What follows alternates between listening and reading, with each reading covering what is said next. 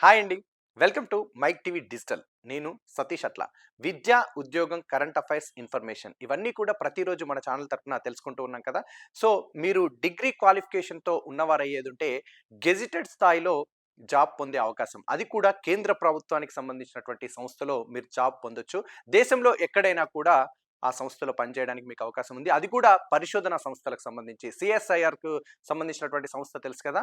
అందులో నోటిఫికేషన్ విడుదలైంది. దాదాపుగా 444 పోస్టులు విడుదల చేయడం జరిగింది. మీరు మినిమమ్ డిగ్రీ క్వాలిఫికేషన్ తోటి మంచిగా గెజిటెడ్ ఆఫీసర్ స్థాయి పోస్ట్‌ని సంపాదించొచ్చు. తర్వాత దాని తరపున కూడా మీకు ప్రమోషన్స్ కింద కానీ, లేకపోతే సాలరీ ఇంక్రిమెంట్స్ కానీ ఇట్లాంటియన్నీ కూడా అవకాశం ఉండొచ్చు. సో, దానికి సంబంధించినటువంటి నోటిఫికేషన్ ఇవ్వడం జరిగింది. ఒక్కసారి వివరంగా చూద్దాం. పరిశోధన సంస్థల్లో గెజిటెడ్ ఆఫీసర్ పోస్టులు అని చెప్పేసేసి నోటిఫికేషన్ వచ్చేసింది. దేశంలోనే పరిశోధనలకు చిరునామాగా చెప్పొచ్చు.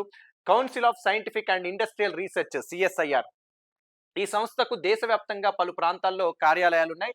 వాటిలో section officer, assistant section officer హోదాల్లో దాదాపుగా 444 ఖాళీల భర్తీకి నోటిఫికేషన్ విడుదల చేసిర్రు.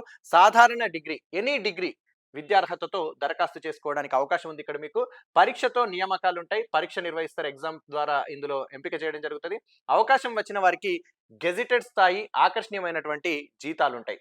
యూపీఎస్సి, ఎస్ఎస్సి, ఐబిపిఎస్ పోటీ పరీక్షలకు ప్రిపేర్ అవుతున్న వాళ్ళకి ఇది ఈజీగా ఉంటుంది. వాళ్ళు అప్లై చేసుకోవచ్చు. ఇక స్వయం ప్రతిపత్తి సంస్థగా 1942లో సిఎస్ఐఆర్ సంస్థను ఏర్పాటు చేయడం జరిగింది. ఇది కేంద్ర సైన్స్ అండ్ టెక్నాలజీ మంత్రిత్వ శాఖ అండర్లో పనిచేస్తుంది. దేశంలో పరిశోధన అభివృద్ధికి మాతృ సంస్థ ఈ సిఎస్ఐఆర్. దీని ఆధ్వర్యంలో 36 జాతీయ ప్రయోగశాలలు, 39 అవుట్ రీచ్ కేంద్రాలు, అట్లాగే ఒక ఇన్నోవేషన్ కాంప్లెక్స్, మరో 3 పాన్ ఇండియా యూనిట్లు ఉన్నాయి. Administrative officer, assistant administrative officer ఎంపికైన వారు వీటిలో ఎక్కడైనా కూడా విధులు నిర్వర్తించడానికి అవకాశం ఉంటుంది. ఈ పోస్టులను combined administrative services examination CISC ద్వారా దీన్ని భర్తీ చేయడం జరుగుతుంది. ఇక ఖాళీలు ఉన్నాయి. Section officer group B gazetted పోస్టుకు సంబంధించి ఖాళీలు ఉన్నాయి. దానికి ఉండాల్సినటువంటి అర్హతలు ఏంటి, ఇట్లాంటి వివరాలు ఒక్కసారి తెలుసుకుందాం. ఖాళీలు వచ్చేసి 76 పోస్టులు ఖాళీగా ఉన్నాయి. అర్హతలు వచ్చేసి ఏదైనా డిగ్రీ ఇంతకు ముందు చెప్పుకున్నాం. వయసు వచ్చేసి 33 సంవత్సరాలకు మించకుండా ఉన్నవారై ఉండాలి. ఇక వేతనం వచ్చేసి లెవెల్ 8 కింద 47,600 నుంచి 1,51,100 వరకు మీకు రావడానికి అవకాశం ఉంది. అంటే అలవెన్స్ కానీ, హెచ్ఆర్ఏ కానీ, టీఏడిఏ కానీ ఇట్లాంటివన్నీ ఉంటాయి కదా, వాటికి అన్ని కలుపుకొని ఇంత ఉంటుంది. ఇక ఎంపికైన వారు మొదటి నెల నుంచే సుమారు 85,000 జీతం పొందొచ్చు. స్టార్టింగే మొదటి నెలలోనే మీకు 85,000 వేతనం మీరు పొందుతారు ఈ ఉద్యోగంతో. ఇక ఇక అసిస్టెంట్ సెక్షన్ ఆఫీసర్ పోస్టుకు సంబంధించి చూస్తే ఇందులో 368 ఖాళీలు ఉన్నాయండి. ఇందులో అర్హత వచ్చేసి ఏదైనా డిగ్రీ ఉంటే సరిపోతుంది. వయసు వచ్చేసి ఇందులో కూడా 33 సంవత్సరాలు మించకుండా ఉన్నవారై ఉండాలి. వేతన శ్రేణి వచ్చేసి లెవెల్ 7 కింద ఉంటది. ఇది సెంట్రల్ గవర్నమెంట్‌కి గాని, స్టేట్ గవర్నమెంట్‌కి సంబంధించి గ్రూప్ బి, గ్రూప్ సి పోస్టులు అన్నట్టుగా లెవెల్ 1, లెవెల్ 2, లెవెల్ 3 అన్నట్టుగా ఉంటాయి. అదే విధంగా ఇందులో సాలరీస్ ప్రకారంగా కూడా లెవెల్ 7లో 44,900 నుంచి 1,42,400 వరకు మీకు జీతం ఉండే అవకాశం ఉంది. ఇక మీరు సుమారు 80,000 వరకు ఇక్కడ జీతం పొందొచ్చు. పై 2 పోస్టులకు సంబంధించి గరిష్ట వయసులో ఎస్సీ, ఎస్టీలకు అయ్యేదుంటే ఈ 2 పోస్టులు ఏదైతే సెక్షన్ ఆఫీసర్ గ్రూప్ బి గెజిటెడ్‌కి సంబంధించి, అట్లాగే అసిస్టెంట్ సెక్షన్ ఆఫీసర్‌కి సంబంధించి మీరు గరిష్ట వయసు వచ్చేసి ఎస్సీ, ఎస్టీ వాళ్ళకి అయ్యేదుంటే 5 ఏండ్లు మించి 5 ఏండ్ల వరకు సడలింపు ఉంటది. 33 ఏండ్ల వరకు మించకుండా ఉండాలన్నారు కదా! సో, వాళ్ళకి +5 కలుపుకుంటే అంటే 38,000 వరకు వాళ్ళు అప్లై చేసుకోవచ్చు. ఇక ఓబీసీలు అయ్యేదుంటే 3 ఏండ్లు. అట్లాగే దివ్యాంగుల వారికైతే కేటగిరీ ప్రకారం 10 నుంచి 15 ఏళ్ల వరకు సడలింపు ఉంది. ఇక దీనికి సంబంధించి ఏవైతే పోస్టులు ఇప్పుడు అసిస్టెంట్ సెక్షన్ ఆఫీసర్, అట్లాగే సెక్షన్ ఆఫీసర్ గ్రూప్ బి గెజిటెడ్‌కి సంబంధించి చూసినాం కదా! క్వాలిఫికేషన్ అయితే ఎనీ డిగ్రీ ఉండాలి. సాలరీ వచ్చేసి మంచిగా మినిమమ్ ఇక్కడ వచ్చేసి 85,000 జీతంతోటి స్టార్టింగే ఉంటుంది. సో, వయసు వచ్చేసి 33 ఏండ్ల మించకుండా ఉండాలి. కేటగిరీల ప్రకారంగా రిజర్వేషన్ ప్రకారంగా కూడా మీకు సడలింపు ఉంటది. ఇక పరీక్ష అనేది ఎట్లా నిర్వహిస్తారు? ఎలా ఉంటది? ఎంపిక విధానం ఎట్లా ఉంటది? ఎట్లా ప్రిపేర్ అవ్వాలి? సిలబస్ ఏముంటది? దీనికి సంబంధించినటువంటి వివరాలు ఒక్కసారి తెలుసుకుందాం. ఈ 2 పోస్టులు ఏవైతే ఉన్నాయో అసిస్టెంట్ సెక్షన్ ఆఫీసర్ గాని, ఇంతకు ముందు చూసినటువంటి మన పోస్ట్ అసిస్టెంట్ సెక్షన్ ఆఫీసర్ గాని, సెక్షన్ ఆఫీసర్ గ్రూప్ బి పోస్టుకు సంబంధించి గాని చూస్తే 2 పోస్టులకు కూడా పరీక్షలు ఉమ్మడిగానే నిర్వహిస్తారు. మొత్తం 3 పేపర్లు ఉంటాయి ఇందులో. ఇందులో ఇంగ్లీష్, హిందీ మాధ్యమాల్లో ఉంటాయి. ఇంగ్లీష్ కానీ, హిందీలో గాని, లాంగ్వేజ్‌లెస్‌లో గాని ఉండడానికి అవకాశం ఉంది. ఇక పేపర్ 1 చూస్తే general awareness, English language and comprehension పైన దీనికి 150 మార్కులు కేటాయిస్తారు. 150 ప్రశ్నలుంటాయి. ప్రతి ప్రశ్నకు కూడా ఒక మార్క్ ఉంటది. తప్పు సమాధానానికి 0.33 మార్కులు తగ్గియడానికి ఉంది ఇక్కడ. పరీక్ష వ్యవధి వచ్చేసి 2 గంటలు ఉంటది. జనరల్ అవేర్‌నెస్ లో 100, ఇంగ్లీష్ లాంగ్వేజ్ అండ్ కాంప్రహెన్షన్ లో వచ్చేసి 50 ప్రశ్నలు ఉంటాయి. ఇవన్నీ ఆబ్జెక్టివ్ తరహాలోనే ఉంటది. ఎగ్జామ్ వచ్చేసి టోటల్ కూడా ఆబ్జెక్టివ్ విధానంలో ఉంటది. 2 పోస్టులకు సంబంధించి కూడా అదే విధంగా ఉమ్మడిగా నిర్వహించడం జరుగుతది. ఇక పేపర్ 2 విషయానికి వస్తే general intelligence, reasoning and mental ability పరీక్ష వ్యవధి 2.5 గంటలు ఉంటది. ఇక దీనికి మార్కులు వచ్చేసి 200 మార్కులు. మొత్తం 200 ఆబ్జెక్టివ్ టైప్ ప్రశ్నలు అడుగుతారు. ప్రతి ప్రశ్నకు కూడా ఒక మార్కు, తప్పు సమాధానానికి 0.33 మార్కులు ఉన్నాయి. సో ఇక్కడ ఏందంటే నెగెటివ్ మార్క్స్ ఉన్నాయి కాబట్టి చాలా జాగ్రత్తగా మీరు ప్రిపేర్ అవుతే బాగుంటది. ఎంత ప్రాక్టీస్ చేస్తే అంత ఈజీగా మీరు జాబ్ కొట్టడానికి అవకాశం ఉంటది. సో ఇక పేపర్ 3 విషయానికి వస్తే ఇంగ్లీష్ లేదా హిందీ డిస్క్రిప్టివ్ ఉంటది. దీనికి 150 మార్కులు కేటాయించారు. వ్యవధి వచ్చేసి పరీక్ష వ్యవధి 2 గంటలు ఉంటది. ఎస్సే, ప్రేసి అట్లాగే లెటర్ లేదా అప్లికేషన్‌కి సంబంధించినటువంటివి రాయాల్సి ఉంటది. ఇక సిపిటి అంటే అసిస్టెంట్ సెక్షన్ ఆఫీసర్ పోస్టులకు సంబంధించి దరఖాస్తు చేసుకున్న వారికి మాత్రమే కంప్యూటర్ ప్రొఫిషియన్సీ టెస్ట్ సిపిటి దీన్ని నిర్వహించడం జరుగుతది. దీనికి 100 మార్కులు కేటాయించారు. ఇందులో అర్హత సాధిస్తే సరిపోతుంది. తుది ఎంపికలో ఈ మార్కులు పరిగణలోకి తీసుకోరు. ఇక ఇంటర్వ్యూ విషయానికి వస్తే సెక్షన్ ఆఫీసర్ పోస్టులకు వచ్చేసి దరఖాస్తు చేసుకున్న వారికి మాత్రమే 100 మార్కులకు ఇంటర్వ్యూ నిర్వహిస్తారు. ఇక దీనికి సంబంధించి చూసినాం కదా, ఎంపిక విధానం అనేది ఎట్లుంటది అనేది చూద్దాం ఒక్కసారి. సెక్షన్ ఆఫీసర్ పోస్టులకు వచ్చేసి పేపర్ 1, పేపర్ 2లో చూపిన ప్రతిభ ఆధారంగా పేపర్ 3కి అనేది ఎంపిక చేయడం జరుగుతుంది. ఈ 3 పేపర్లలో కూడా సాధించిన మార్కుల మెరిట్ ప్రకారంగా ఇంటర్వ్యూకి పిలుస్తారు. తుది నియామకాలు 3 పేపర్లు, ఇంటర్వ్యూలో సాధించిన మార్కుల ఆధారంగా, ఆ మెరిట్ ఆధారంగా రిజర్వేషన్ ప్రకారము ఎంపిక చేయడం జరుగుతుంది. అంటే మొత్తం 600 మార్కులకు గాను పరిగణలోకి తీసుకుంటారు. ఇక అసిస్టెంట్ సెక్షన్ ఆఫీసర్ పోస్టులకు సంబంధించి చూస్తే పేపర్ 1, పేపర్ 2లో చూపినటువంటి ప్రతిభతో పేపర్ 3 సిపిటికి ఎంపిక చేయడం అనేది జరుగుతుంది. ఇక తుది నియామకాలు 3 పేపర్లలో సాధించినటువంటి 500 మార్కుల మెరిట్ అట్లాగే రిజర్వేషన్ కు సంబంధించి దాని ప్రకారంగా తీసుకోవడం అనేది జరుగుతుంది. ఇక సిలబస్ ఏముంటది అనేది ఒక్కసారి చూద్దామండి. సిలబస్ వచ్చేసి పేపర్ 1 జనరల్ అవేర్నెస్ లో వచ్చేసి భారతదేశ చరిత్ర, స్వాతంత్ర్యోద్యమం, భారత రాజ్యాంగం, రాజనీతి శాస్త్రం, ప్రభుత్వం, సామాజిక న్యాయం. ఈ సిలబస్ ను ముందు పెట్టుకొని మీరు తరోగా ప్రిపేర్ అయిపోతే సరిపోతుంది. ఇక జాతీయ అంతర్జాతీయ వర్తమాన సంఘటనలు అంటే కరెంట్ అఫైర్స్. నిన్న మనము ఒక ఇంటర్వ్యూ చేసినాము, దానికి సంబంధించి కూడా మనము రేపో మాపో కూడా ఇయాలనో రేపో ఆ వీడియోను కూడా రిలీజ్ చేస్తాం. కరెంట్ అఫైర్స్ అనేటివి ఎట్లా ప్రిపేర్ కావాలి, ఏ పోటీ పరీక్షలలో కూడా కరెంట్ అఫైర్స్ అనేటివి ఎట్లా అడుగుతారు, దానికి టిప్స్ ఎట్లా గుర్తుపెట్టుకోవాలి అనే వాటికి సంబంధించి కూడా డాక్టర్ భవానీ శంకర్ గారితో మనం ఇంటర్వ్యూ చేసాం. ఆ ఇంటర్వ్యూ చూడండి ఒకసారి కరెంట్ అఫైర్స్ సంబంధించి. ఇక ఇంగ్లీష్ లాంగ్వేజ్ అండ్ కాంప్రహెన్షన్ సంబంధించి కాంప్రహెన్షన్, యాక్టివ్ పాసివ్, అట్లాగే direct indirect speech, prepositions, fill in the blanks, synonyms, antonyms, sentence correction, common errors, punctuation, idioms and phrases. ఇవన్నీ కూడా మనం స్కూల్ టైంలో చదువుకున్నామండి. గ్రామర్కి సంబంధించి ఉంటాయి. ప్రెజెంట్ ఏంటి, పాస్ట్ ఏంటి, ఫ్యూచర్ ఏంటి, వర్బ్స్ ఏంటి, సినానిమ్స్ ఏంటి, ఇట్లాంటివన్నీ, fill in the blanks, match the following, ఇట్లాంటివి ఉంటాయి కదా. దానికి సంబంధించి మనము తరువుగా చదువుకుంటే ఇంగ్లీష్ లాంగ్వేజ్ అండ్ కాంప్రహెన్షన్కి సంబంధించి ఈజీగా గెట్ ఇన్ అవ్వచ్చు. ఇక పేపర్ 2 విషయానికి వస్తే అండి, general intelligence, reasoning, mental ability నుంచి 25 మార్కులు ఉంటాయి. మనము రేపు రీజనింగ్ అండ్ అర్థమెటిక్, మెంటల్ ఎబిలిటీకి సంబంధించి కూడా ఉపేందర్ గారని మంచి సీనియర్ ఫ్యాకల్టీ ఉన్నారు, 20 సంవత్సరాల అనుభవం ఉంది, వారిని కూడా ఇంటర్వ్యూ చేస్తున్నాం. ఆ ఇంటర్వ్యూ కూడా ఈ వీక్లో విడుదల చేస్తాం, అది చూడండి. ఇక general intelligence, reasoning, mental ability నుంచి 25 మార్కులు వస్తాయి. అర్థమెటిక్ అండ్ న్యూమరికల్ ఎబిలిటీ 25 మార్కులు, జనరల్ సైన్స్ నుంచి 25, ఎకానమిక్స్, సామాజిక అభివృద్ధి, పర్యావరణం, జీవ వైవిధ్యం, వాతావరణ మార్పుల నుంచి 25. ఇవన్నీ కలిపి కూడా 25 మార్కులు అడుగుతారు. ఇక ఎథిక్స్, ఇంటిగ్రిటీ, యాప్టిట్యూడ్ 25 మార్కులు, decision making and problem solving 25, management principles and practices 25 మార్కులు, జాతీయ భౌగోళికంలో 25 చొప్పున ప్రశ్నలు అనేది అడగడం జరుగుతుంది. ఇవన్నిటిపైన కూడా మీరు ఏంటి పేపర్ 2 కింద అడగడం జరుగుతుంది. వీటన్నిటిని కూడా తరువుగా ప్రాక్టీస్ చేస్తూ ఉండాలి. ఎన్ని మాక్ టెస్ట్లు రాస్తే, ఎంత ప్రాక్టీస్ చేస్తే ఎంత నెమరేసుకుంటే మీకు అంత ఈజీగా జాబ్ కొట్టడానికి, స్కోర్ చేయడానికి అవకాశం ఉంటది. సో, ఇక పేపర్ 3 విషయానికొస్తే అండి, ఎస్సే రైటింగ్‌లో 2 ప్రశ్నలు రాయాలి. వీటికి 100 మార్కులు కేటాయిస్తారు. ఒక ప్రేసీ రైటింగ్‌కు 30 మార్కులు, లెటర్ లేదా అప్లికేషన్ రైటింగ్‌కి సంబంధించి ప్రశ్నకు 20 మార్కులు ఉంటది. సో, ఎస్సే రైటింగ్‌కి సంబంధించి మీరు ఎడిటోరియల్‌కి సంబంధించి రెగ్యులర్‌గా చదువుతా ఉండాలి. తెలుగు మీడియం ఏదుంటే తెలుగు మీడియం, ఇంగ్లీష్ మీడియం ఏదుంటే ఇంగ్లీష్ మీడియము. దానికి సంబంధించినటువంటి ఏదైనా ఒక అంశం పైన సామాజిక ఆహ్, అంశాల పైన గాని, జరుగుతున్నటువంటి సంఘటనలు గాని, ఏదైనా ఒక సైన్స్ అండ్ టెక్నాలజీ గావచ్చు, ఇంకా పర్యావరణానికి సంబంధించి గావచ్చు, పొలిటికల్‌కి సంబంధించి గావచ్చు, వాటెవర్ ఇట్ ఈస్. ఎస్సే రైటింగ్‌కి సంబంధించి మీకు పేపర్ 3లో ఇవ్వడం అనేది జరుగుతది. దానికి సంబంధించి రాయాల్సి ఉంటది. ఇక లెటర్ అప్లికేషన్ రైటింగ్ సంబంధించి కూడా రాయాల్సి ఉంటది. వాటి గురించి కూడా చూసుకుంటే మార్క్స్ మిస్ అవ్వకుండా అనేది ఇక్కడ ఉంటది. ఇవి ఎంపిక ఇందులో ఉన్నటువంటి సిలబస్సు. ఇక మనము ఎంపిక విధానం అనేది ఎట్లా ఉంటది, ఏంది అనేది కూడా ఒక్కసారి చూద్దాం. ఆ! చూసినాం గదా! ఎంపిక విధానం చూసినాము. అట్లాగే సిలబస్ చూసినాము. ఇప్పుడొచ్చేసి ఎట్లా ప్రిపేర్ అవ్వాలి అనేది చూద్దామండి.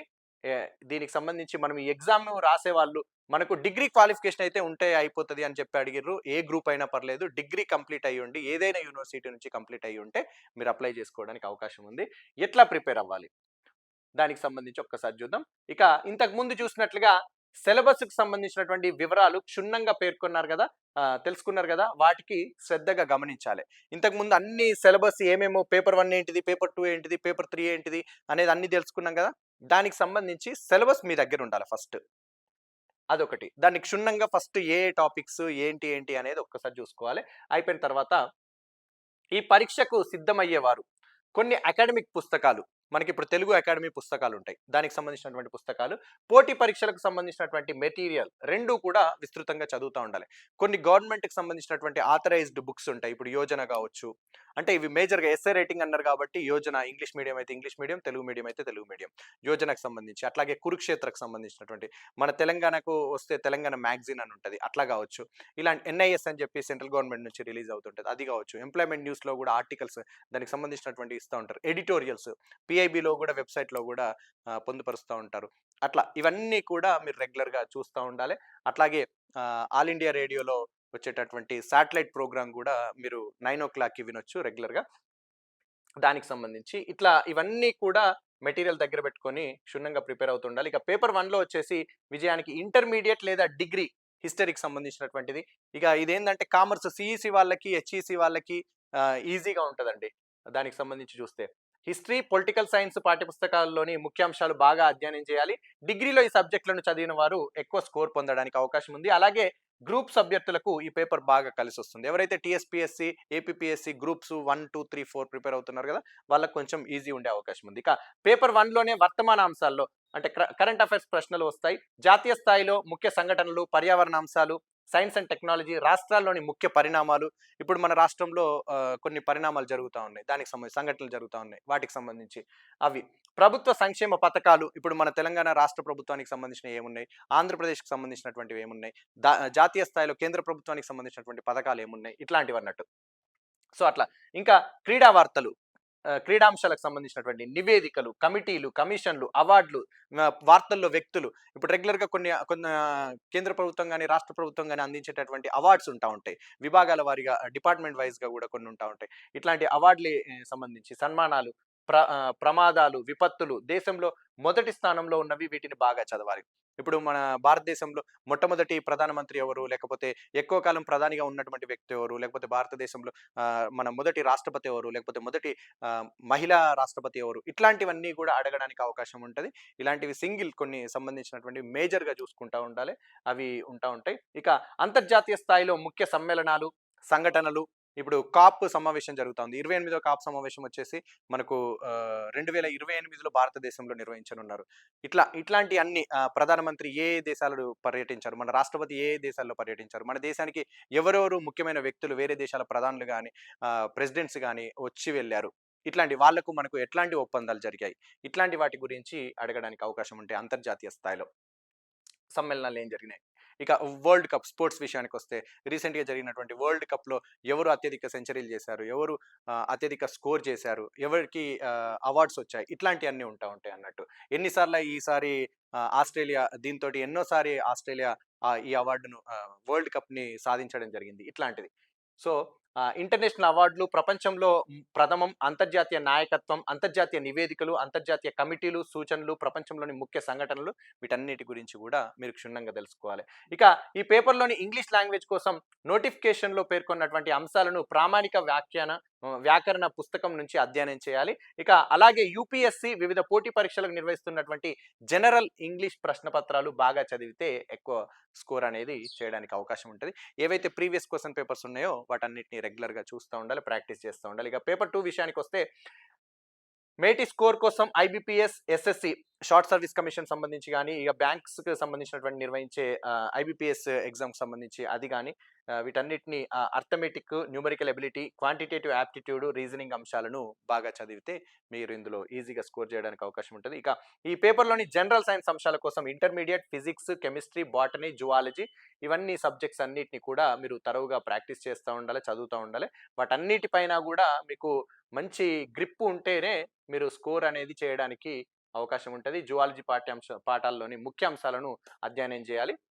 డిగ్రీ లేదా పీజీలో కంప్యూటర్ సైన్స్ నేపథ్యం ఉన్నవారైతే కంప్యూటర్ లేదా ఐటీ విభాగంలో ప్రశ్నలకు సులువుగానే సమాధానం ఇవ్వగలరు. మిగిలిన వారు ప్రాథమిక అంశాలు చదవాల్సి ఉంటది. ఎవరైతే నాన్ కంప్యూటర్ ఇట్లా ఉంటారు కదా! వాళ్ళు కొంచెం నార్మల్ నాలెడ్జ్ దానిపైన పెట్టుకోవాలి. కంప్యూటర్‌కి సంబంధించి గాని, ఐటీకి సంబంధించి గాని వీళ్ళు ఎందుకంటే సైన్స్ అటాచ్‌మెంట్ ఉన్నవాళ్ళు, సైన్స్ గ్రూప్‌కి సంబంధించిన వాళ్ళు. సో, మిగిలిన వారు ప్రాథమిక అంశాలు చదవాలని చెప్తున్నారు గదా! ఇక ముఖ్యమైన ఆర్థిక అంశాలు, కేంద్ర ప్రభుత్వ పథకాలు, పర్యావరణం, వాతావరణ సమతౌల్యానికి సంబంధించినటువంటి అంశాలు, ఇవన్నిటికి సంబంధించినటువంటివి గూడా మీరు ఆహ్, దృష్టిలో పెట్టుకొని ప్రిపేర్ అవుతూ ఉండాలె. ఇక దీనికి సంబంధించినటువంటి ప్రశ్నలు ఏవైతే అడుగుతూ ఉంటారో వాటన్నిటిని కూడా రెగ్యులర్‌గా మీరు ప్రాక్టీస్ అనేది చేస్తా ఉండాలి. కేంద్ర ప్రభుత్వ పథకాలు కూడా తెలుసుకుంటా ఉండాలి. పర్యావరణానికి సంబంధించినటువంటివి, అలాగే వాతావరణ సమతౌల్యానికి సంబంధించినటువంటివి, దేశం చేస్తున్నటువంటి కృషి ఏంటిది? వీటన్నిటిపైన గూడా మీరు తెలుసుకొని ఉండాలి. అట్లాగే ఈ పేపర్‌లో భాగమైనటువంటి ethics, decision making, problem solving ప్రశ్నల సన్నద్ధతకు సివిల్స్, ప్రిలిమ్స్, సీషార్ట్ ప్రశ్న పత్రాలను పరీక్షించాలి. డిగ్రీ క్వాలిఫై అయి ఉంటే సరిపోతది. నార్మల్‌గా మీరు ఈజీగా జాబ్ కొట్టొచ్చు. గెజిటెడ్ పోస్ట్ అన్నట్టుగా ఉన్నది గానీ, ఇది యూపీఎస్‌సి గ్రూప్స్, ఐబీపీఎస్, ఎస్ఎస్‌సి లెవెల్‌లో, రైల్వే లెవెల్‌లో, ఎన్‌టీపీసీ లెవెల్‌లో ఉన్నట్టుగా మనకు అర్థమవుతా ఉంది. ఎందుకంటే ఆ ప్రశ్నలు ఎన్‌సీఈఆర్‌టీకి సంబంధించినటువంటివి గూడా, సీషార్ట్‌కి సంబంధించినటువంటి పేపర్స్ గూడా చూస్తే అర్థమవుతుంది అనంటే, ఎవరైతే ప్రీవియస్ ప్రిపేర్ అయ్యి ఉన్నారో వాళ్ళింకా రెగ్యులర్‌గా తరువుగా బాగా ప్రాక్టీస్ చేస్తే ఈ జాబ్ కొట్టడానికి వాళ్ళకైతే ఈజీ ఉన్నట్లుగా అర్థమవుతా ఉంది. సో, ఆ ప్రశ్న పత్రాలను పరిశీలించాలి. ఎన్‌సీఈఆర్‌టీకి సంబంధించినటువంటి 11, 12 తరగతుల జాగ్రఫీ పుస్తకాలు కూడా బాగా చదవాలి. ఆ విభాగంలో ప్రశ్నలకు జవాబులు గుర్తించవచ్చు. ఎన్‌సీఈఆర్‌టీకి సంబంధించినటువంటి బుక్స్ యూపీఎస్‌సికి సంబంధించిన వాళ్ళు రెగ్యులర్‌గా ఫాలో అవుతూ ఉంటారు. ఆ విధంగానే దానికి సంబంధించినటువంటి 11 తరగతుల జాగ్రఫీ పుస్తకాలు బాగా చదివితే మీకు ఈజీగా ఉంటది. జవాబులు గుర్తించడానికి అక్కడ ఇచ్చిన ప్రశ్నలకి. ఇక పేపర్ 3లో చూస్తే విజయానికి ఇప్పటి నుంచే ఆంగ్లంలో వ్యాసాలు రాయడాన్ని సాధన చేయాలి. ఎస్సే రైటింగ్ సంబంధించినటువంటివి ఇంగ్లీష్‌లో రాయడానికి రెగ్యులర్‌గా సాధన చేయాలి. ద హిందూ లేకపోతే టైమ్స్ ఆఫ్ ఇండియా వచ్చే వ్యాసాలు చదివి అందులోని ముఖ్య అంశాలను చూడకుండా రాసే ప్రాక్టీస్ చేయాలి. సమాచారం, భావ వ్యక్తీకరణ, భాషపై పట్టు కీలకం. లాంగ్వేజ్ పైన గూడా మంచి పట్టుండాలి. భావ వ్యక్తీకరణకు సంబంధించినటువంటివి గానీ, సమాచారంకి సంబంధించినటువంటిది గూడా మీకు మంచి పట్టుండాలి. ఇక సివిల్స్, ప్రిలిమ్స్ పేపర్ 1, పేపర్ 2 పాత ప్రశ్న పత్రాలను కనీసం 6, 7 బాగా సాధన చేయాలి. అలాగే ప్రిలిమ్స్ మాదిరి ప్రశ్న పత్రాలు, మాక్ టెస్ట్‌లు ఉపయోగపడతాయి. History, polity, economy, general science అంశాలకు సంబంధించి గ్రూప్ 1, గ్రూప్ 2 పాత ప్రశ్న పత్రాలు బాగా చదివితే ఎక్కువగా ఉపయోగం ఉంటది. ఇక ఎస్ఎస్‌సి, సీజీఎల్, ఐబీపీఎస్, పీఓ పాత మాదిరి ప్రశ్న పత్రాలను సాధన చేస్తే arithmetic, aptitude, reasoning, general English అంశాల్లో ఎక్కువ మార్కులు వచ్చే అవకాశం ఉంటది. ఇక భిన్న అంశాల్లో అవసరమైన పరిజ్ఞానం ఉన్నవారే ఈ పరీక్షలో విజేతలు కాగలుగుతారు. అందువల్ల పలు పోటీ పరీక్షల పాత ప్రశ్న పత్రాలు, మాదిరి ప్రశ్నలను సాధన చేస్తేనే విజయం దక్కుతది. అలాగే మాక్ టెస్ట్‌లు రాయాలి. రుణాత్మక మార్కులు ఉన్నందున తెలియని వాటిని వదిలేయాలి. అంటే నెగెటివ్ మార్క్స్ ఉన్నాయి కాబట్టి మీరు ఎగ్జామ్ రాసేటప్పుడు చాలా జాగ్రత్తగా రాసే ప్రయత్నం చేయాలి. సో, ఇక ఫైనల్‌గా ఈ పరిశోధన సంస్థల్లో గెజిటెడ్ ఆఫీసర్‌కి సంబంధించినటువంటి పోస్టులు ఏవైతే మనకు ఇవ్వడం జరిగిందో సెక్షన్ ఆఫీసర్ గ్రూప్ బి గెజిటెడ్‌కి సంబంధించి, అట్లాగే అసిస్టెంట్ సెక్షన్ ఆఫీసర్‌కి సంబంధించి ఇచ్చారు గదా! దీనికి సంబంధించినటువంటి ముఖ్య సమాచారం అనేది ఒక్కసారి తెలుసుకుందామండి. ఆన్‌లైన్ దరఖాస్తులొచ్చేసి జనవరి 12, 2024 సాయంత్రం 5 గంటల వరకు స్వీకరిస్తారు. దరఖాస్తు చేసుకోవడానికి అవకాశం ఉంది. అట్లాగే దరఖాస్తు ఫీజొచ్చేసి మహిళలు, ఎస్సీ, ఎస్టీ, దివ్యాంగులు చెల్లించాల్సిన అవసరం లేదు. ఇక మిగిలిన వారికి అయ్యేదుంటే రూ. 500 చెల్లించాల్సుంటది. పరీక్ష తేదొచ్చేసి ఫేజ్ 1 ఫిబ్రవరిలో నిర్వహించడానికి అవకాశం ఉంది. ఇక పేపర్ 1 పేపర్ 2లు విడిగా నిర్వహిస్తారా? లేదా ఒకే రోజు నిర్ణయిస్తారా? అనేది ఇంకా నిర్ణయం తీసుకోవాల్సుంది. అట్లాగే సమీపంలోని పరీక్ష కేంద్రాలు హైదరాబాద్, బెంగళూరు, చెన్నై, భువనేశ్వర్. ఇవి మీరు ఎగ్జామ్ రాయడానికి సెంటర్స్ అండి. దీనికి సంబంధించినటువంటి పూర్తి సమాచారం ఏదైతే మనము పరిశోధన సంస్థల్లో గెజిటెడ్ ఆఫీసర్ పోస్టులని తెలుసుకున్నాం కదా. సిఎస్ఐఆర్‌లో సెంట్రల్ గవర్నమెంట్‌కి సంబంధించినటువంటి సెక్షన్ ఆఫీసర్ సంబంధించి పోస్టులు ఇవి.